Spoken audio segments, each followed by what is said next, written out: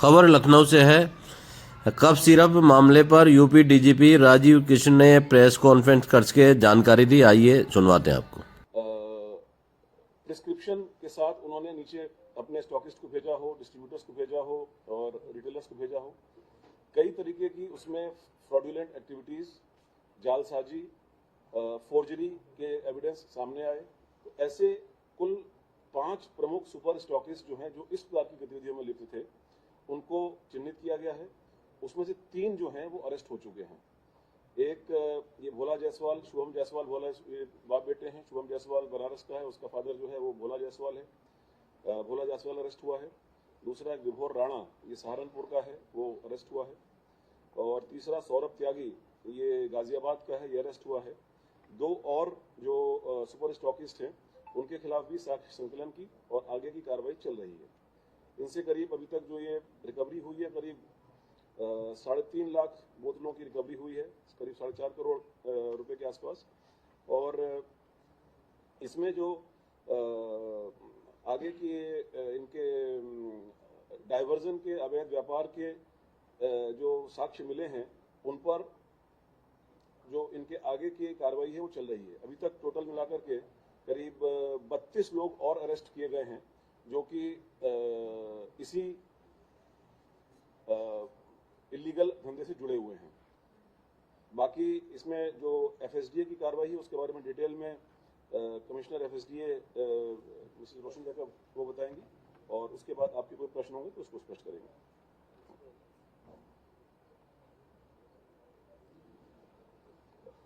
हमारे एफएसडीए के विभागीय मंत्री जी, माननीय मुख्यमंत्री जी के निर्देश ये था, सख्त निर्देश ये था विभाग के लिए कि नारकोटिक श्रेणी की दवाइयाँ और कोडीन युक्त कफ सिरप, इसकी अवैध डाइवर्शन की विधिवत जांच और कार्रवाई किया जाए। तो नारकोटिक श्रेणी की दवाइयाँ मतलब टैबलेट्स है, जैसे ट्रेमाडोल, अल्प्राजोल, और कोडीन युक्त कफ सिरप।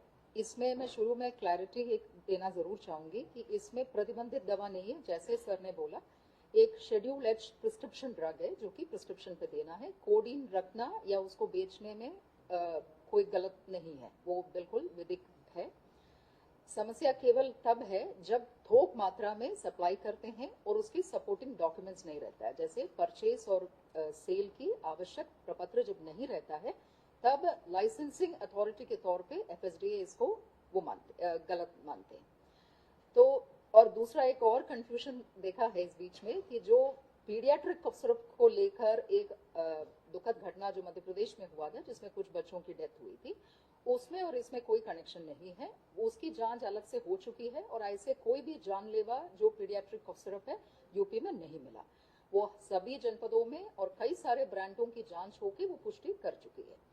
अब कोडीन वाले में जैसे मैंने कहा, लाइसेंसिंग अथॉरिटी होने के नाते विभाग की जिम्मेदारी ये था कि जो होलसेलर्स को लाइसेंस देती है उनके द्वारा शर्तों की पालन किया जा रहा है कि नहीं, और जो वो माल प्रोक्योर कर रही है उससे संबंध में उनके पास परचेस और सेल के पेपर्स है या नहीं, इसी की पुष्टि करने के लिए विभाग के अधिकारियों को निर्देश दिया।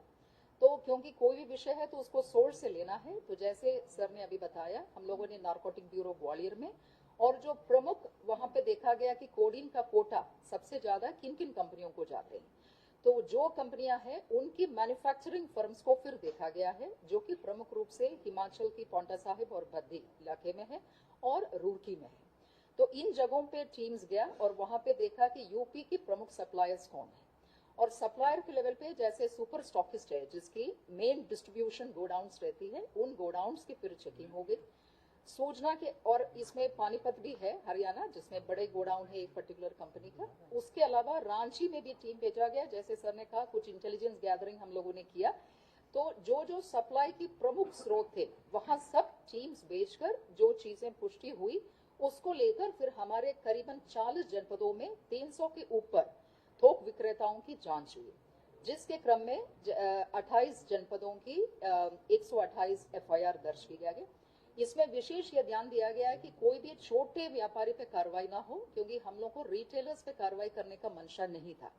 हम लोग इसके पूरे चैनल को शुरू से लेकर चला है, जैसे मैन्युफैक्चरिंग फर्म है, उसके आगे फिर उसकी जो मार्केटिंग कंपनी है और उनका जो स्टॉकिस्ट है, जो बड़े गोडाउन है, वहां से फिर बड़े थोक व्यापारी, फिर उसके बाद छोटे थोक व्यापारी और फिर रिटेलर। तो रिटेलर तक पहुंचने से पहले ही जहां पे कड़ी टूट जा रही थी, जैसे आइदर भारी मात्रा में माल गया है और उसके समर्थन में उनके पास कोई कागज नहीं है, ऐसे को चिन्हित करके कार्रवाई किया गया है जिससे कि इन नेक्सस को तोड़ा जा सके।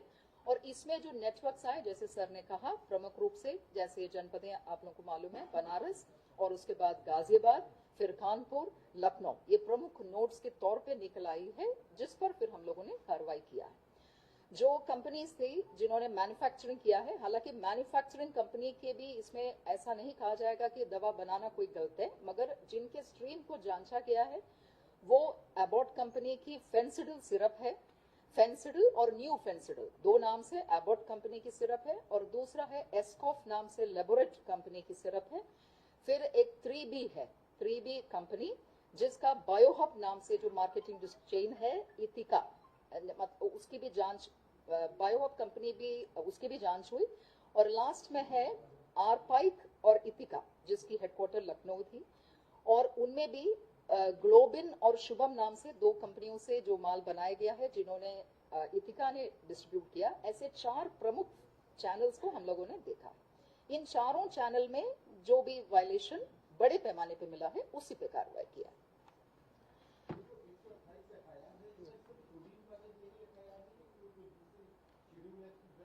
शेड्यूल एच ड्रग्स पे भी कुछ है जी, दोनों शामिल है, दोनों।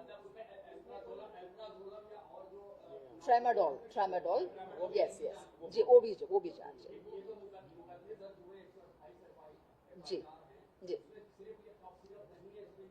सभी मंशा केवल कफ सिरप की नहीं थी, मंशा यही थी कि जो नशे के रूप में दुरुपयोग किया जा सकता है, ऐसे चीजों की अवैध डाइवर्शन को रोका जाए, यही मंशा।